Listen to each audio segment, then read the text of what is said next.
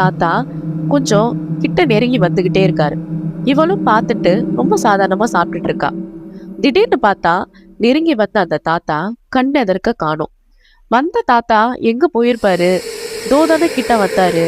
கிட்ட வந்துட்டு எங்க போயிருப்பாரு அப்படின்னு சொல்லிட்டு அந்த குட்டி பாப்பா சுத்தி எல்லா இடத்துலயுமே தேடுறா, பார்க்கறா. அப்படி பார்க்கும்போது அந்த மரத்துக்கு பின்னாடி நடந்து வந்து பார்க்கறா. பார்க்கும்போது அந்த அழுகுன நிலையில அந்த வயசான முதியவருடைய உடம்ப பார்த்து பயங்கரமா பதட்டப்படுறா, அதிர்ச்சி அடையறா.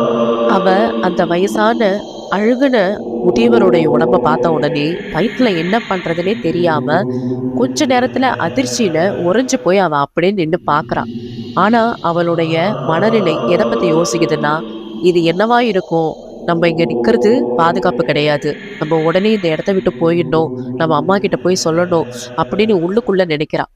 ஆனா இந்த குட்டி பொண்ணு இதெல்லாம்